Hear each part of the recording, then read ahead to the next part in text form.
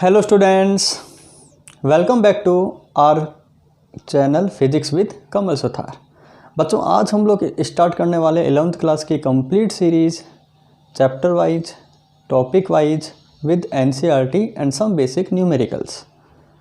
ठीक है, स्टार्ट करते हैं हम लोग अपना पहला टॉपिक क्लास 11th का, जिसका नाम है यूनिट एंड डायमेंशन। ठीक है बच्चों, सबसे पहले हम लोग बात करते हैं बेसिक फिजिक्स होता क्या है। फिजिक्स का सिंपल डेफिनेशन होता है बच्चों कि फिजिक्स एक ग्रीक वर्ड है जिसका मतलब होता है नेचर। मतलब फिजिक्स में हम लोग किसके बारे में पढ़ते हैं? फिजिक्स में हम लोग पढ़ते हैं नेचर एंड नेचुरल फिनोमिनाज के बारे में। नेचर के कुछ लॉज होते हैं, कुछ नेचुरल फिनोमिनाज होते हैं, वो हम लोग सारे पढ़ते हैं फिजिक्स में। ठीक है, और इन फिनोमिनाज की स्टडी करने के लिए हम लोग कुछ क्वांटिटीज़ काम में लेते हैं जिन्हें हम लोग बोलते हैं फिजिकल क्वांटिटीज़। तो सबसे पहले हम लोग अपनी डेफिनेशन पे आते हैं कि फिजिकल क्वांटिटीज़ होता क्या है। तो फिजिकल क्वांटिटीज़ का मतलब होता है बच्चों कि quantities those can be measured.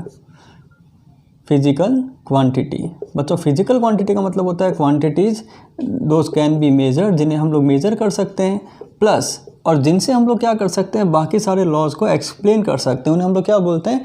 Physical quantities. जिन्हें हम लोग मेजर कर सकते हैं और जिससे हम लोग फिजिक्स से बहुत सारे लॉज को एक्सप्लेन करते हैं, उन्हें हम लोग बोलते हैं फिजिकल क्वांटिटीज़। ओके, अब हम लोग बात करें कि ये जो फिजिकल क्वांटिटीज़ होती है ये कितने टाइप की होती है। बच्चों, जो फिजिकल क्वांटिटीज़ होती है वो कितने टाइप की होती है? फिजिकल क्वांटिटीज़ हमारे पास में 2 टाइप की होती है। फर्स्ट वन होती है फंडामेंटल क्वांटिटीज़ एंड बच्चों सेकंड वन होती है derived quantities. First one is fundamental quantity and second क्या होती है?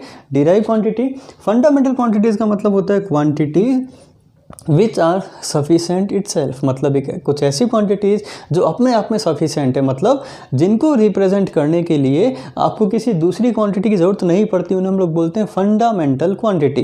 एंड डिराइव्ड क्वांटिटीज़ बच्चों नाम से पता चल रहा है, डिराइव मतलब क्वांटिटीज़ जिन्हें हम लोग डिराइव करते हैं with the help of fundamental quantities से।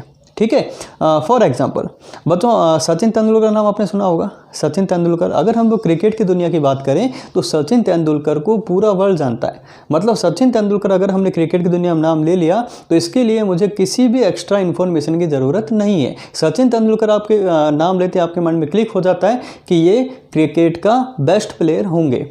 अगर बच्चों सिमिलरली मैं बात करूँ अर्जुन तेंदुलकर की, जो कि सचिन तेंदुलकर के बेटे हैं, तो अगर उनको हम लोग इंट्रोड्यूस करवाएं तो शायद उन्हें इतनी जल्दी अभी कोई नहीं जान पाएगा। तो उनको इंट्रोड्यूस करवाने के लिए हमें क्या बोलना पड़ेगा? सचिन तेंदुलकर के जो बेटे हैं अर्जुन तेंदुलकर। मतलब अर्जुन तेंदुलकर को इंट्रोड्यूस करवाने के लिए हमें किसकी ज़रूरत पड़ी? हमें ज़रूरत पड़ी सचिन तेंदुलकर की। इसका मतलब सचिन तेंदुलकर कैसी क्वांटिटी हो गई बच्चों? Fundamental quantity. And Arjun Tendulkar को हमने डिराइव किया, हमने उनको इंट्रोड्यूस करवाया सचिन तेंदुलकर के नाम से, इसलिए अर्जुन तेंदुलकर यहाँ पे कैसी क्वांटिटी हम लोग बोल सकते हैं? Derived quantity. ओके, तो अपने पास में जो फंडामेंटल क्वांटिटीज़ होती है बच्चों वो कितनी होती है? 9 होती है। 7+2 अभी हम लोग आगे डिस्कस करने वाले हैं इसको। 7+2 अपने पास में फंडामेंटल क्वांटिटीज़ होती है। और 7+2 क्वांटिटीज़ के अलावा नेचर में जितनी भी क्वांटिटीज़ होती है सारी कैसी क्वांटिटी होती है बच्चों? डिराइव्ड क्वांटिटी होती है। ओके, तो हमने सीखा कि फिजिकल क्वांटिटीज़ का मतलब वो होता है जिन्हें हम लोग मेजर कर सकते हैं और जिनसे हम लोग सारे लॉज को एक्सप्लेन कर सकते हैं। फिजिकल क्वांटिटीज़ 2 टाइप की हो गई, fundamental and derive. Fundamental quantities जिन्हें इंट्रोड्यूस करने के लिए या जिन्हें डिराइव करने के लिए किसी दूसरी क्वांटिटी की जरूरत नहीं पड़ती, जो अपने आप में सफिशिएंट होती है, उन्हें हम लोग बोलते हैं फंडामेंटल क्वांटिटी। ओके, और जिन्हें फंडामेंटल क्वांटिटी की हेल्प से हम लोग डिराइव करते हैं बच्चों, उन्हें हम लोग क्या बोलते हैं? उन्हें हम लोग बोलते हैं derived quantities. Got it? Now अब हम लोग यहाँ पे स्टार्ट करते हैं अपनी चैप्टर की सबसे पहली डेफिनेशन, जिसे हम लोग बोलते हैं यूनिट्स। क्या होता है बच्चों? चैप्टर का नाम है अपना यूनिट एंड डायमेंशन। तो सबसे पहली डेफिनेशन यहाँ पे बनती है यूनिट्स होता क्या है। यूनिट्स क्या होता है बच्चों? डेफिनेशन हम लोग रखें यूनिट्स। यूनिट्स क्या होता है? दीज आर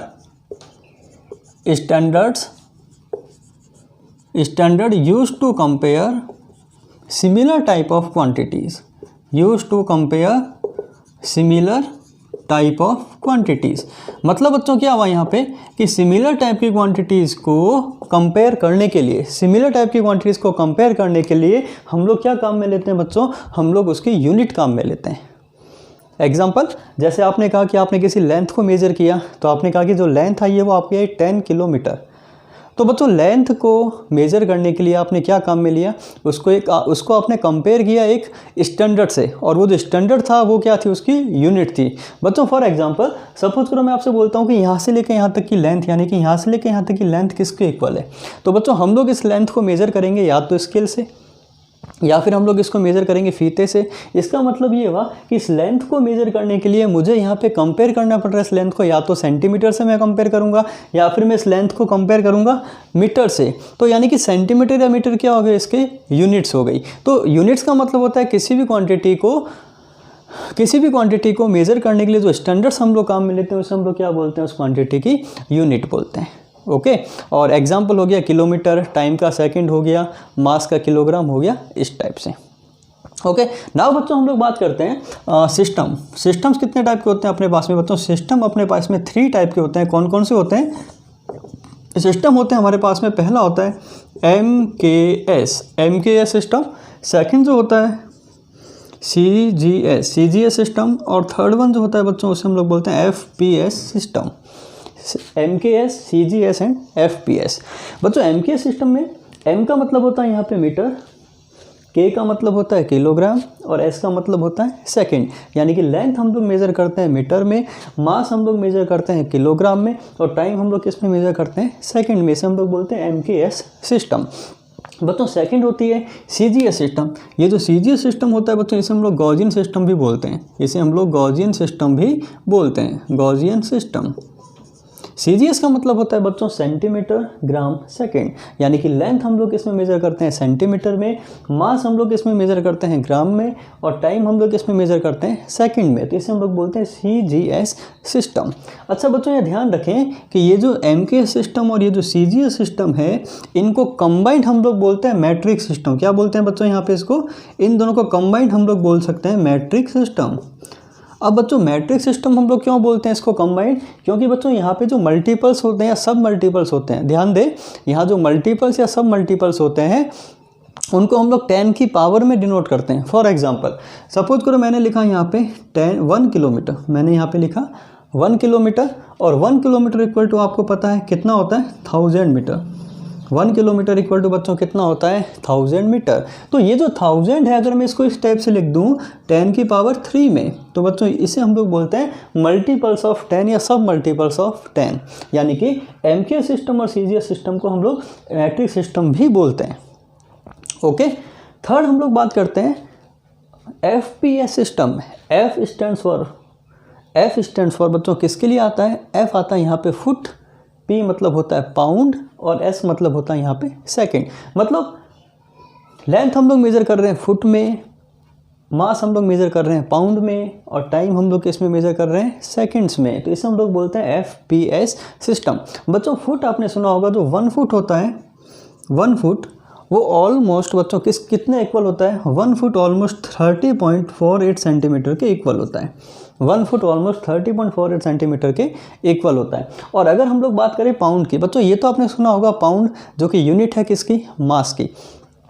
आपने सुना होगा कि जब हम लोग किसी भी बेकरी पे केक वगैरह परचेज करने जाते हैं, बर्थडे केक हम लोग लेने जाते हैं, तो वो आपसे पूछता है कि आपको कितने पाउंड का केक चाहिए। तो बच्चों वो जो पाउंड होता है वो क्या होता है, उसका मास होता है। और 1 पाउंड ऑलमोस्ट कितना होता है, 5454 ग्राम के इक्वल होता है। मतलब आप ये कह सकते हो कि 1 पाउंड आपका ऑलमोस्ट ½ किलोग्राम के इक्वल होता है।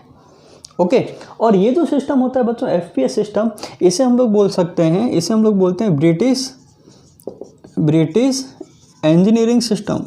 ब्रिटिश इंजीनियरिंग सिस्टम, इसे हम लोग दूसरा नाम भी बोलते हैं ब्रिटिश इंजीनियरिंग सिस्टम, क्योंकि ये जो सिस्टम होता है FPS सिस्टम, ये एक्चुअल में काम में आता था कहाँ पे, यूरोपियन कंट्रीज़ में। तो इसलिए हम लोग बोल सकते हैं इसको ब्रिटिश इंजीनियरिंग सिस्टम।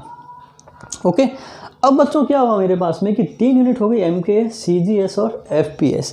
लेकिन ये जो तीनों यूनिट, ये जो तीनों सिस्टम्स थे, ये सिस्टम केवल डिफाइन करते थे मैकेनिकल फिजिकल क्वांटिटीज़ को।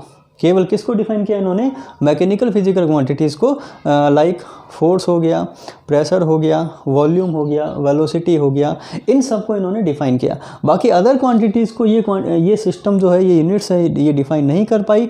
इसलिए हमने क्या किया, एक कमेटी हुई 1971 में, एक कमेटी बनी और उस कमेटी ने एक स्टैंडर्ड सिस्टम दिया जिसे हम लोग बोलते हैं SI सिस्टम, जिसे हम लोग बोलते हैं सिस्टम इंटरनेशनल। चलिए हम लोग बात करते हैं यहाँ पे SI सिस्टम की, SI सिस्टम।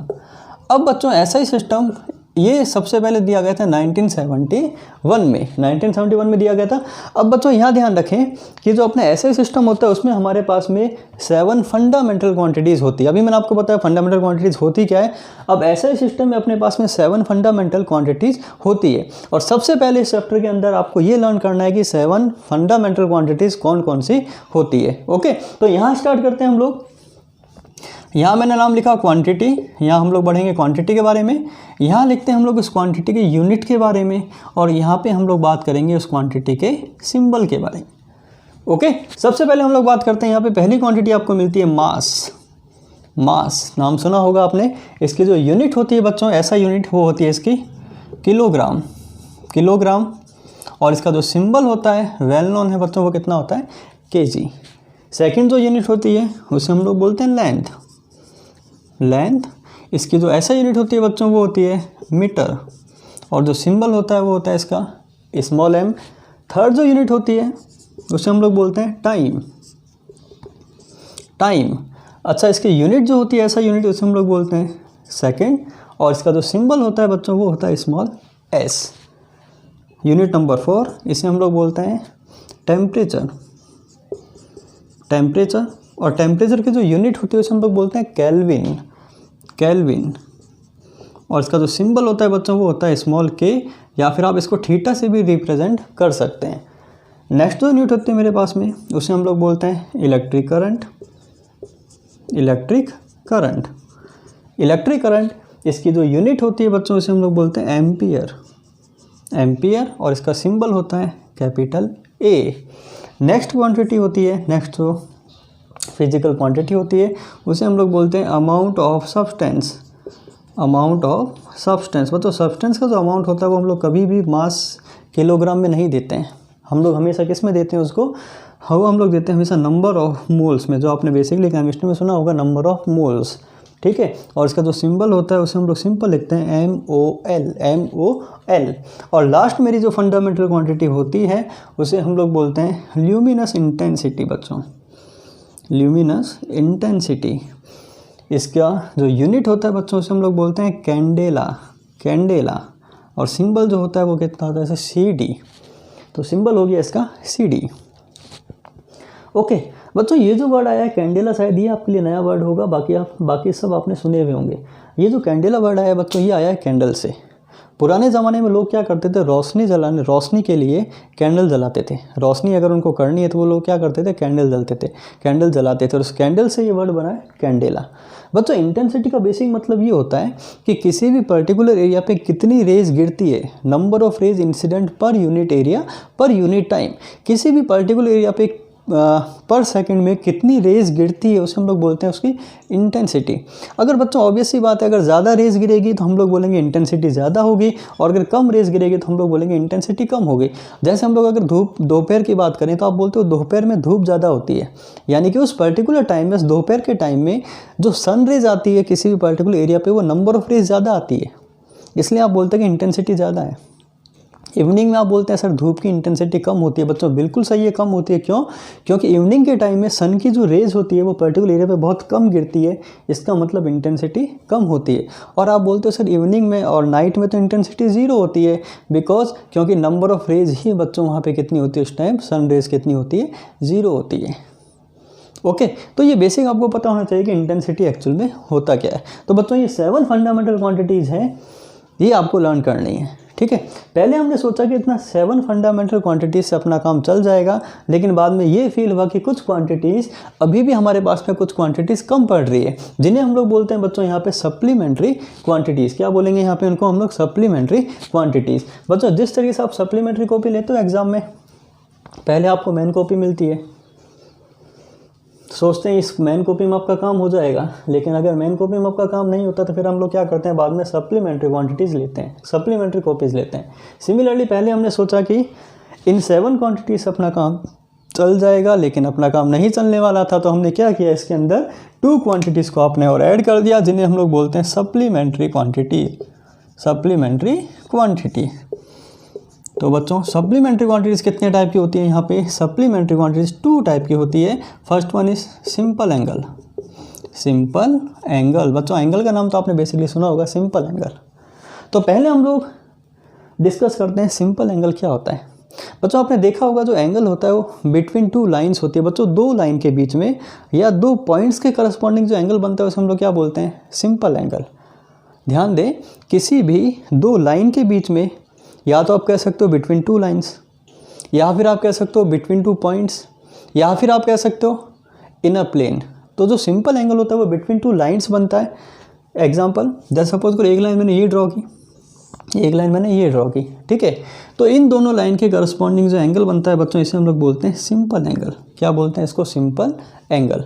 और सिंपल एंगल को हम लोग जो अपना एंगुलर डिस्प्लेसमेंट होता है बच्चों, जब भी कोई ऑब्जेक्ट घूमता है, जब भी कोई ऑब्जेक्ट रोटेट करता है, तो उसका जो डिस्प्लेसमेंट होता है बच्चों, वो हम लोग देते हैं एंगल के फॉर्म में। तो सिंपल एंगल को हम लोग ये भी कह सकते हैं, जो एंगुलर डिस्प्लेसमेंट होता है उसे हम लोग क्या बोलते हैं, सिंपल एंगल बोलते हैं, ठीक है। तो ये जो एंगल बनता है बच्चों, इसे हम लोग बोलते हैं सिंपल एंगल, और इसको डिनोट किससे करते हैं हम लोग, थीटा से डिनोट करते हैं। ओके, नाउ ये जो होता है इसे हम लोग बोलते हैं इसकी रेडियस, और इसे हम लोग बोलते हैं आर्क। क्या बोलते हैं बच्चों, इसे हम लोग आर्क। तो सिंपल एंगल का फॉर्मूला होता है मेरे पास में, सिंपल एंगल, इसको डिनोट करेंगे हम लोग थीटा से। इसका फॉर्मूला होता है arc upon radius. Simple angle equal to arc upon radius, ठीक है। और अगर हम लोग इसकी यूनिट की बात करें बच्चों, तो इसकी जो ऐसा यूनिट होती है वो होती है बच्चों रेडियन। ऐसा यूनिट क्या होती है इसकी, रेडियन होती है।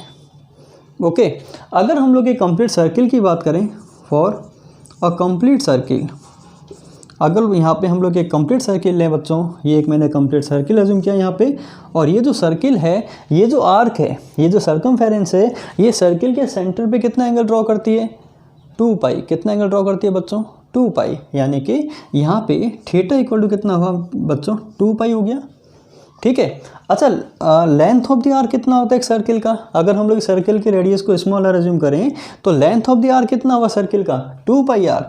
तो अगर हम लोग यहाँ पे वैल्यू पुट करें तो 2 पाई इक्वल टू कितना हो गया बच्चों, 2 पाई इक्वल टू हो गया आर्क अपॉन रेडियस। आर्क कितना हुआ, आर्क होता है कंप्लीट सर्किल का 2 पाई आर, अपॉन रेडियस कितना हुआ बच्चों, रेडियस हो गया आपका आर। यानी कि कंप्लीट सर्किल में थीटा कितना बनता है बच्चों, ऑलवेज 2 पाई बनता है ना, आर से आर कैंसिल आउट हो गया, यानी थीटा कितना बनता है यहाँ पे, 2 पाई बनता है। ओके बच्चों, आपको ये भी पता है कि कंप्लीट साइकिल जब होता है तो 360 डिग्री एंगल बनता है। अगर आप किसी पॉइंट से स्टार्ट होकर वापस उसी पॉइंट पर आते हो तो कितना एंगल बनता है बच्चों, 360 डिग्री। इसका मतलब ये हुआ कि ये जो 2 पाई है इसको हम लोग किसके इक्वल पुट कर सकते हैं बच्चों, 360 डिग्री के इक्वल भी पुट कर सकते हैं, ठीक है। तो यहाँ से मुझे एक रिलेशन मिल गया बच्चों मुझे कि 360 डिग्री इक्वल टू कितना होता है, 2 pi radian. 360 degree equal to कितना होता है, 2 पाई रेडियन। तो यहाँ से हम लोग डिग्री को रेडियन में कन्वर्ट कर सकते हैं, या फिर डिग्री को रेडियन में, या फिर रेडियन को हम लोग डिग्री में कन्वर्ट कर सकते हैं। तो अगर हम लोग यहाँ से बात करें तो 180 डिग्री इक्वल टू मुझे कितना मिल गया, 180 डिग्री इक्वल टू मुझे मिल गया पाई। और रेडियन को डिनोट करने के लिए हम लोग raise to power C apply करते हैं बच्चों, रेज टू पावर सी। यानी किसी भी क्वांटिटी का अगर पावर सी आपने अप्लाई कर दी, मतलब वो किस में लिखा, आपने उसको रेडियन में लिख दिया। और रेज टू पावर अगर हम लोग सर्किल बनाते हैं तो इसे हम लोग बोलते हैं degree. Raise to power circle क्या होता है, डिग्री होता है। रेज टू पावर सी क्या होता है बच्चों, रेडियन होता है। यानी कि 180 डिग्री में कितने रेडियन होते हैं, 180 डिग्री में पाई रेडियन होते हैं। ओके, तो ये हमने बात की किसकी, सिंपल एंगल की। नाउ अब हम लोग बात करते हैं बच्चों सेकंड क्वांटिटी, सप्लीमेंट्री क्वांटिटी, जिसे हम लोग बोलते हैं सॉलिड एंगल। ये शायद आपने पहली बार सुना होगा आज कि सॉलिड एंगल होता क्या है। बच्चों ध्यान दे, जो सिंपल एंगल होता है वो हमेशा किसके बीच में बनता है, सिंपल एंगल बनता है 2 लाइन्स के बीच में। यानी 2 लाइन्स के करस्पॉन्डिंग जो एंगल होता है उसे हम लोग बोलते हैं सिंपल एंगल। तो सेकंड हम लोग स्टार्ट करने वाले हैं यहाँ पे सॉलिड एंगल। सॉलिड एंगल इसको डिनोट करते हैं हम लोग ओम से। इसका जो सिंबल होता है बच्चों वो होता है ओम। ओके, मल्टीपल लाइन्स के करस्पॉन्डिंग जो एंगल बनता है बच्चों उसे हम लोग क्या बोलते हैं, सॉलिड एंगल। मल्टीपल लाइंस के करस्पॉन्डिंग जो एंगल बनता है उसे हम लोग क्या बोलते हैं, सॉलिड एंगल। टू लाइंस के बीच में जो एंगल बनता है उसे हम लोग क्या बोलते हैं, सिंपल एंगल। सिंपल एंगल में हम लोग हमेशा बात करते हैं एक प्लेन की, लेकिन सॉलिड एंगल में हम लोग बात करते हैं हमेशा एक 3D की, जिसके अंदर हम लोग हमेशा लेते हैं एक वॉल्यूम। मतलब जो एंगल 2D में बनता है उसे हम लोग बोलते हैं सॉलिड एंगल, और जो 3D के अंदर एंगल बनता है बच्चों उसे हम लोग क्या बोलते हैं, उसे हम लोग बोलते हैं सॉलिड एंगल। 2D में सिंपल एंगल और 3D में सॉलिड एंगल। Got it. आइए समझते हैं इसको, इसका मतलब क्या होता है बच्चों। देखिए सपोज करो मेरे पास में इस टाइप से एक प्लेन है, ठीक है। इस टाइप से मेरे पास में एक प्लेन है बच्चों। जैसे आपने लाउड स्पीकर देखा होगा, लाउड स्पीकर, तो आप देखो लाउड स्पीकर के सामने ये जो एरिया मिलता है आपको, हमेशा यहाँ पे एक एरिया मिलता है। ये लाउड स्पीकर इस टाइप से होता है, कुछ इस टाइप से, तो यहाँ पे इसके करस्पॉन्डिंग आपको एरिया मिलता है। तो मल्टीपल लाइन्स आप ड्रॉ कर सकते हो, मल्टीपल लाइन्स आप ड्रॉ कर सकते हो। अगर उन सारी लाइन्स के पॉइंट को हम लोग मिला दें, सेंटर से मिला दें, तो जो एंगल बनता है बच्चों उसे हम लोग क्या बोलते हैं, उसे हम लोग बोलते हैं सॉलिड एंगल। आइए यहाँ समझते हैं इसको हम लोग। सपोज करो मैंने इस टाइप से, ये तो मेरा हो गया सिंपल एंगल, ठीक है बच्चों। ये मुझे क्या मिल गया यहाँ पे, ये मुझे मिल गया सिंपल एंगल। ओके, अगर मैं यहाँ पे कुछ इस टाइप से ड्रॉ करूँ, अगर यहाँ पे मैं कुछ इस टाइप से ड्रॉ करता हूँ बच्चों, तो ये आपको क्या दिख रहा है यहाँ पे, ये आपको दिख रहा है शायद सॉलिड एंगल। मतलब आप देख रहे हैं कि ये जो है ये 3D के अंदर है, तो ये जो सरफेस एरिया दिख रहा है, ये वाला सरफेस एरिया, ये सरफेस एरिया सेंटर पे कितना एंगल ड्रॉ कर रहा है, इस एंगल को हम लोग क्या बोलते हैं यहाँ पे बच्चों, सॉलिड एंगल बोलते हैं। यानी कि अगर हम लोग इन मल्टीपल पॉइंट्स को आपस में ज्वाइन कर दें तो इसके अंदर जो एंगल मिलता है ये हमें क्या मिलता है, सॉलिड एंगल मिलता है। ओके, इसे हम लोग बोलते हैं यहाँ से लेकर यहाँ तक की जो डिस्टेंस होती है सेंटर से आर्क तक की या सरफेस तक की, इसे हम लोग बोलते हैं रेडियस। और यहाँ पे हम लोग, हमें लाइन नहीं मिलती है, यहाँ पे हमें लेंथ नहीं मिलती है, यहाँ पे हमें एक एरिया मिलता है, एक पूरा एरिया मिलता है, तो इसे हम लोग बोलते हैं surface area, surface area. Okay, तो अगर हम लोग इसका फॉर्मूला देना चाहें सॉलिड एंगल का, तो इसका फॉर्मूला होता है solid angle equal to, formula होता है surface area, surface area upon radius का स्क्वायर। बच्चों ध्यान दें यहाँ पे होता है रेडियस का square, surface area upon radius का स्क्वायर। ओके, और अगर हम लोग इसकी यूनिट देना चाहें तो इसकी जो यूनिट होती है उसे हम लोग बोलते हैं स्टे रेडियन। क्या बोलते हैं बच्चों, इसे हम लोग बोलते हैं स्टे रेडियन। याद रखना, सिंपल एंगल की यूनिट होती है रेडियन और सॉलिड एंगल की यूनिट क्या होती है बच्चों, स्टे रेडियन। Got it. अगर हम लोग एक कंप्लीट, मैंने आपको कहा कि सॉलिड एंगल ऑलवेज किस में बनेगा, 3D के अंदर। तो सिंपल एंगल हमने फाइंड आउट किया था एक सर्किल के लिए जो कि 2D के अंदर होता है सर्किल। और अगर हम लोग सॉलिड एंगल की बात करें तो हम इसका एग्जांपल ले सकते हैं कि स्फेयर, एक स्फेयर जो होता है बच्चों वो किस में होता है, उसका एक वॉल्यूम होता है स्फेयर का, यानी कि हम लोग ले सकते हैं उसको 3D के अंदर। ठीक है, तो अगर हम लोग एक कंप्लीट स्फेयर की बात करें, फॉर स्फेयर, अगर हम लोग एक स्फेयर की बात करें तो स्फेयर के केस में जो सॉलिड एंगल बनता है बच्चों सेंटर पे, वो कितना बनता है, देखें यहाँ पे स्फेयर का सरफेस एरिया कितना होता है। अगर उस स्फेयर की रेडियस स्मॉल आर है तो इसका सरफेस एरिया हो गया 4πr स्क्वायर, 4πr स्क्वायर। और इसको हम लोग किससे डिवाइड करेंगे, इसको हम लोग डिवाइड करेंगे रेडियस के स्क्वायर से। आर स्क्वायर से बच्चों आर स्क्वायर कैंसिल आउट हो गया। इसका मतलब एक कंप्लीट स्फेयर के सेंटर पे कितना सॉलिड एंगल बनता है प्यारे बच्चों, ये एंगल बनता है 4π steradian, 4π steradian. Okay, तो ये कहानी पढ़ी हमने किसकी। आइए बच्चों हम लोग सॉल्व करते हैं सिंपल एंगल के कुछ सिंपल बेसिक से क्वेश्चंस। ठीक है, आपको कन्वर्ट करना है बच्चों। यहाँ पे पहला क्वेश्चन ये बोल रहे हैं convert 60 degree into radian. 60 degree को आपको रेडियन में कन्वर्ट करना है। ठीक है, चलिए बच्चों स्टार्ट करते हैं। बिल्कुल बेसिक क्वेश्चन है। आपको पता है 180 डिग्री में कितने रेडियन होते हैं बच्चों, पाई रेडियन। देन 1 डिग्री में कितना रेडियन होगा प्यारे बच्चों, pi by 180। And then 60 degree में कितने रेडियन होंगे, पाई बाय 180 इंटू किससे मल्टीप्लाई कर दिया मैंने इसको, 60 से। जब हम लोग इसको सॉल्व करेंगे तो फाइनल आंसर मेरा कितना आएगा, पाई बाय 3 रेडियन। यानी कि 60 डिग्री में कितने रेडियन होते हैं, पाई बाय 3 रेडियन होते हैं। ओके, चलिए एक क्वेश्चन और करते हैं हम लोग, आप लोग मेरी हेल्प कीजिएगा। क्वेश्चन ये बोल रहा है convert pi by 6 radian into degree. अब आपको क्या करना है बच्चों, क्वेश्चन नंबर 2 में पाई बाय 6 रेडियन को आपको डिग्री में कन्वर्ट करना है, पाई बाय 6 रेडियन को डिग्री में कन्वर्ट करना है। तो स्टार्ट करते हैं बच्चों रिवर्स प्रोसेस। आपको पता है कि पाई रेडियन में कितने डिग्री होते हैं, 180 डिग्री। देन यूनिट रेडियन में कितने होंगे बच्चों, 180 upon pi, then pi by 6 में कितने हुए बच्चों, पाई बाय 6 में हो गया आपका 180 upon pi into pi by 6। अगर हम लोग इसको सॉल्व करें तो बच्चों ये फाइनल आंसर मेरे पास में आएगा 30 डिग्री, यानी कि पाई बाय 6 में, पाई बाय 6 रेडियन में कितने डिग्री होते हैं बच्चों, पाई बाय 6 रेडियन में 30 डिग्री होते हैं। ओके, तो इस टाइप से हम लोग क्या कर सकते हैं, डिग्री को रेडियन में और रेडियन को डिग्री में कन्वर्ट कर सकते हैं। आइए बच्चों हम लोग एक एनसीईआरटी क्वेश्चन करते हैं जिसमें आपको फाइंड आउट करना है 1 डिग्री, 1 मिनट और 1 सेकेंड को आपको कन्वर्ट करना है बच्चों किसमें, रेडियन में। 1 डिग्री, 1 मिनट एंड 1 सेकेंड। अगर सिंगल डैश है पावर में तो वो मिनट को रिप्रेजेंट करेगा, अगर पावर में डबल डैश है तो वो किसको रिप्रेजेंट करता है, सेकंड को। आपको कन्वर्ट करना है इसको रेडियन में। ठीक है, चलिए स्टार्ट करते हैं हम लोग। पॉइंट नंबर 1, आपको पता है बच्चों 180 डिग्री में कितने रेडियन हुए, पाई रेडियन। देन 1 डिग्री में कितने रेडियन होंगे, पाई बाय 180। ओके, आपको फाइंड आउट करना है 1 डिग्री में रेडियन। ठीक है, हो गया मेरा 1 degree equal to pi by 180, और पाई की वैल्यू आपको पता है प्यारे बच्चों कितनी होती है, 22/7 इंटू 180। Got it. जब हम लोग इसको सॉल्व करते हैं तो ये वाली वैल्यू आपको मिलती है बच्चों 1.74 इंटू 10⁻²। रेडियन। तो बच्चों स्टैंडर्ड वैल्यू है, आपको ध्यान रखना है कि 1 डिग्री में 1.74 इंटू 10⁻² रेडियन होते हैं। ओके, सेकंड हम लोग सॉल्व करें इसका पार्ट नंबर 2।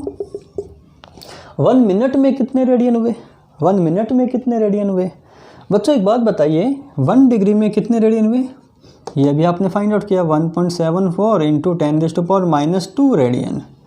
ओके, तो आप ये भी तो कह सकते हो कि 1 मिनट में 1 डिग्री में 60 मिनट्स होते हैं, 1 डिग्री में 60 मिनट्स होते हैं। तो यानी कि अगर मैं यहाँ पर इसको ऐसे लिख दूँ 60 minutes equal to 1 degree equal to इतना रेडियन, यानी कि 60 डिग्री में इतने रेडियन हुए, 60 मिनट्स में इतने रेडियन हुए, तो 1 मिनट में कितने रेडियन होंगे, तो 1 मिनट में आप कह सकते हो 1.74 इंटू 10⁻² अपॉन कितना हो बच्चों 60। ओके, और जब हम लोग इस वैल्यू को सॉल्व करते हैं तो ये आता है 4.85 इंटू 10⁻⁴ रेडियन। बच्चों सॉरी, यहाँ पे ये वैल्यू सॉल्व करने पाएगी 2.91 into 10⁻⁴ radian. Okay, now third हम लोग सॉल्व करते हैं इसको, पार्ट नंबर 3 इसका। 1 सेकेंड्स में कितने रेडियन होते हैं बच्चों, यहाँ ध्यान दें, यहाँ 1 मिनट में आपने रेडियन को फाइंड आउट किया, आपने कहा कि 1 मिनट में 2.91 इंटू 10⁻⁴ रेडियन होते हैं। तो बच्चों 1 मिनट में सेकेंड्स कितने हुए, 60। तो आप ये भी कह सकते हो कि 60 सेकेंड्स में 2.91 इंटू 10⁻⁴ रेडियन हुए, तो 1 सेकेंड में कितने होंगे, तो आप 1 सेकेंड में होंगे 2.91 अपॉन 60 इंटू 10⁻⁴।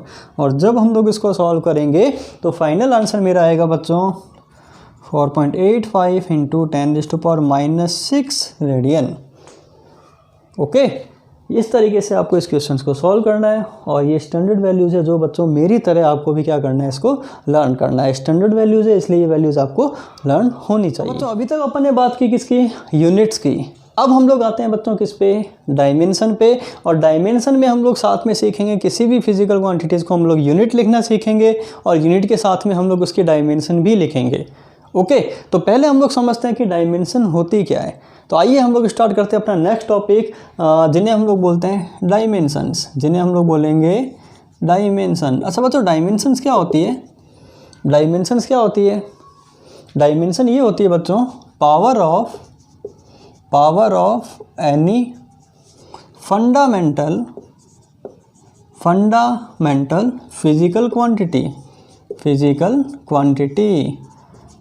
मतलब किसी भी फंडामेंटल फिजिकल क्वांटिटी को रिप्रेजेंट करने के लिए उसकी जो पावर होती है उन्हें हम लोग क्या बोलते हैं, उसकी डायमेंशन बोलते हैं। Dimensions are the power of the fundamental physical quantities to represent that quantity. किसी भी फिजिकल क्वांटिटी को रिप्रेजेंट करने के लिए फंडामेंटल क्वांटिटीज़ की जो पावर होती है उसे हम लोग क्या बोलते हैं, उसकी डायमेंशन बोलते हैं। ठीक है, फॉर एग्जांपल जैसे अभी हमने बात की, हम लोग एक इसका बिल्कुल बेसिक सा एग्जांपल लेते हैं बच्चों। जैसे मैंने क्वांटिटी ली, सपोज करो मैंने क्वांटिटी ली यहाँ पे फोर्स, क्वांटिटी आपने एज्यूम की फोर्स। ठीक है, अच्छा, फोर्स की जो यूनिट होती है बच्चों, इसका यूनिट होता है, अभी मैं समझा रहा हूँ आपको, kilogram metre per second square, kilogram metre per second square. Okay, तो ये तो हो गई इसकी यूनिट हो गई। अगर हम लोग लिखना चाहें इसका डायमेंशनल फार्मूला, तो बच्चों ध्यान दें यहाँ पे किलोग्राम किसकी मतलब किस फंडामेंटल क्वांटिटी यूनिट किलोग्राम है, किस फंडामेंटल क्वांटिटी की यूनिट किलोग्राम है। तो आप बोलेंगे सर मास की यूनिट क्या है, किलोग्राम, तो मास m, किलोग्राम की पावर कितनी यहाँ पे 1, तो मास की पावर भी कितनी हो गई 1। अच्छा बच्चों, मीटर फंडामेंटल क्वांटिटीज़ क्या है, मीटर के करस्पॉन्डिंग लेंथ की यूनिट हो गई ना मीटर, तो यानी कि आप यहाँ पे लिखेंगे मीटर किसकी हो गई, लेंथ की, तो क्वांटिटी हो गई लेंथ। बच्चों यहाँ क्वांटिटी लिखनी है, लेंथ की पावर कितनी है यहाँ पे 1, तो ये हो गया 1 अपॉन सेकंड किसकी यूनिट है, टाइम की, तो आप लिखेंगे यहाँ पे t, टाइम को t से रिप्रेजेंट करना है, और इसकी पावर कितनी हो गई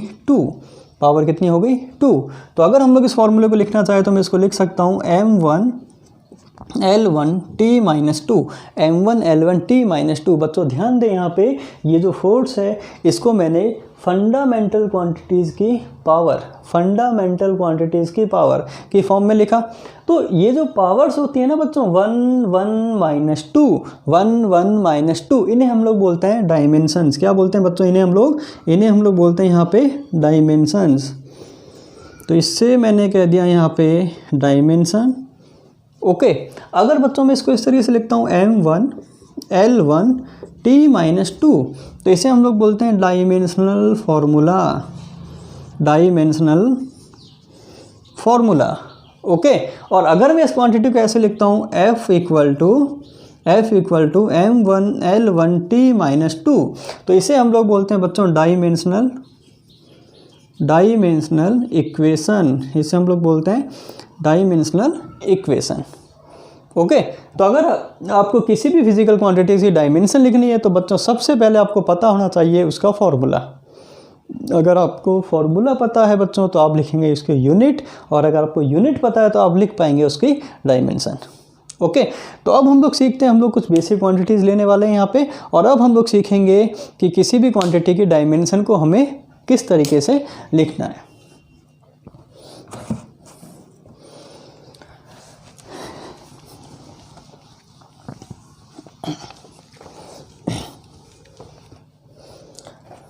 आइए बच्चों सीखते हैं हम लोग डायमेंशन को कैसे लिखा जाता है। मैं यहाँ पे कुछ फिजिकल क्वांटिटीज़ लिख रहा हूँ, उनके फॉर्मूले लिख रहा हूँ, आपको उनकी यूनिट बनानी है और उसका डायमेंशन फार्मूला भी लिखना है। ओके, चलिए बच्चों स्टार्ट करते हैं। हम लोग पहला अपना लेते हैं हम लोग यहाँ पे स्पीड।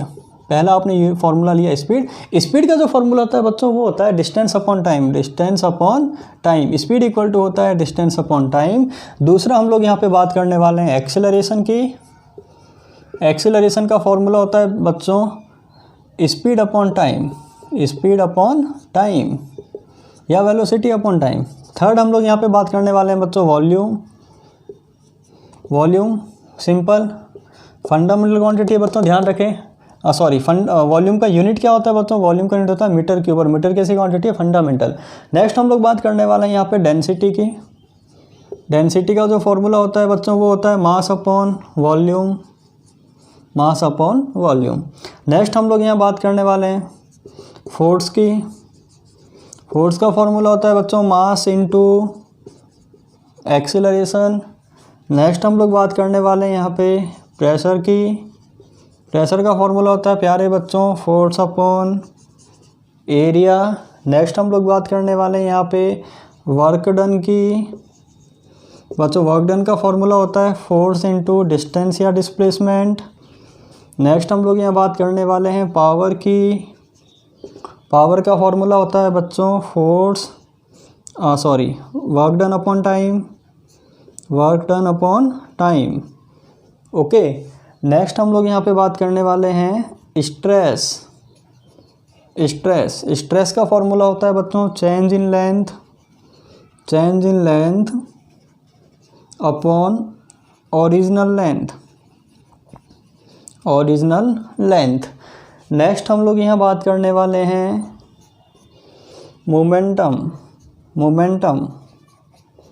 मोमेंटम का फॉर्मूला होता है बच्चों मास इंटू वेलोसिटी, वेलोसिटी बोल दीजिए या फिर आप स्पीड बोल दीजिए। ओके, तो ये हमने कुछ क्वांटिटीज़ लिखी यहाँ पे। अब हम लोग सीखते हैं इनका डायमेंशनल फार्मूला हम लोग किस तरीके से लिखते हैं। चलिए बच्चों स्टार्ट करते हैं हम लोग। First one is speed. अच्छा बच्चों, स्पीड का फॉर्मूला आपको ये पता है, डिस्टेंस अपॉन टाइम। डिस्टेंस की अगर हम लोग यूनिट की बात करें तो बच्चों मीटर हो गया, और टाइम की यूनिट की बात करें तो ये क्या हो गया, सेकंड। यानी कि स्पीड की जो यूनिट हो गई बच्चों वो हो गई मीटर पर सेकंड। अच्छा बच्चों ये बताइए मुझे, मीटर कैसी क्वांटिटी है यहाँ पे, मीटर फंडामेंटल क्वांटिटी है। सेकंड कैसी क्वांटिटी है, सेकंड भी फंडामेंटल क्वांटिटीज़ है। अगर इन दोनों क्वांटिटीज़ को हम लोग कंबाइन कर दें, अगर इनको हम लोग मिक्सअप कर दें तो ये मुझे कैसी क्वांटिटी मिल गई, यहाँ पे डिराइव्ड क्वांटिटी मिल गई।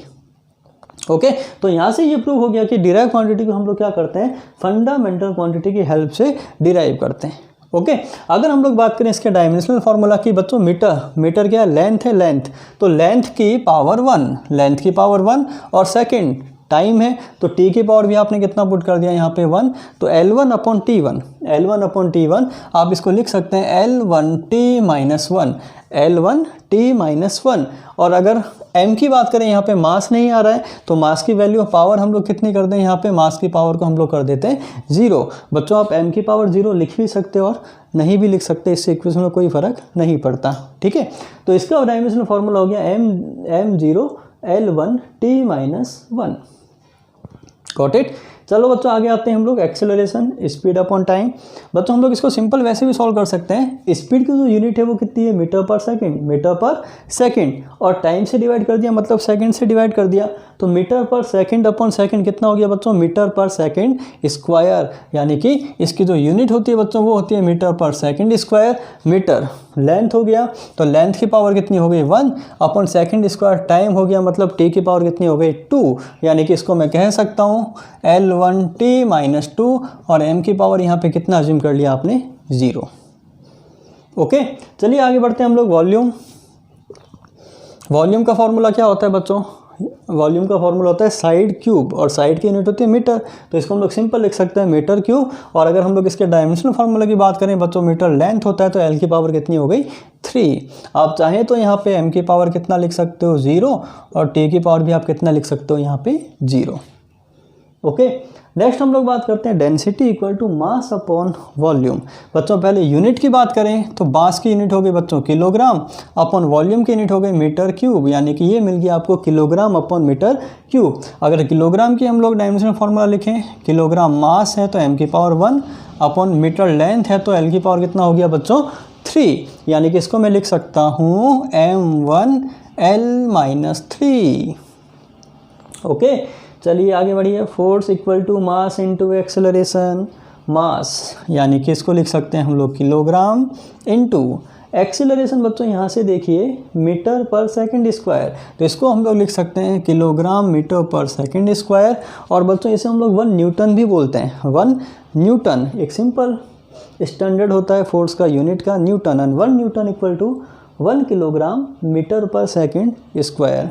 तो अगर हम लोग बात करें इसके डायमेंशनल फार्मूला की, किलोग्राम मास हो गया तो यानी कि m की पावर 1, मीटर लेंथ हो गया यानी l की पावर 1, और टाइम सेकंड टाइम हो गया t की पावर 2, ऊपर लेके आएंगे तो पावर माइनस में होगी, यानी t की पावर कितनी होगी बच्चों t माइनस 2।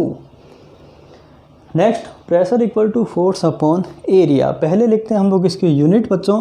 फोर्स की यूनिट क्या होती है, kilogram metre per second square upon area. Area बच्चों कितना है यहाँ पे, एरिया की जो यूनिट होती है उसे हम लोग बोलते हैं मीटर स्क्वायर, साइड का स्क्वायर यानी metre square.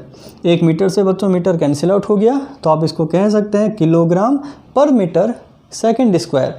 Kilogram m raise to power 1 upon second time t raise to power 2, and metre m यानी लेंथ रेज़ टू पावर 1। तो अब हम इसको सॉल्व करें तो ये आएगा m1 l minus 1 t minus 2। Okay, next work done equal to force into displacement. तो फोर्स की हो गई बच्चों, यहाँ से हम लोग सीधी लिख सकते हैं m1 l1t minus 2, m1 l1t minus 2 into displacement, मतलब कितना हुआ लेंथ की पावर 1। तो अगर हम लोग इसको मल्टीप्लाई करते हैं l की पावर 1 से, जब बेस इक्वल होते हैं तो पावर ऐड होगी, तो नेक्स्ट वैल्यू कितनी आ जाएगी m1 l2t माइनस 2। चलिए बच्चों यहाँ आइए, power equal to work upon time. बच्चों वर्क का आपने फाइंड आउट किया यहाँ पे, वर्क डन की तो बच्चों यूनिट की अगर हम लोग बात करें तो इसकी यूनिट पे आओ, kilogram metre per second square, ये फोर्स का हो गया, इनटू मीटर यानी kilogram metre square per second square, और इसे हम लोग बोलते हैं 1 जूल। बच्चों वर्क डन की जो ऐसा यूनिट होती है उसे हम लोग सिंपल बोलते हैं 1 जूल, और 1 joule equal to 1 kilogram metre square per second square, और इसका डायमेंशनल फार्मूला ये रहा। ठीक है, अब आते हैं हम लोग पावर पे बच्चों। अच्छा, पावर होता है वर्क अपॉन टाइम। अगर हम लोग इसकी यूनिट की बात करें बच्चों, तो वर्क डन की जो यूनिट होती है उसे हमने कहा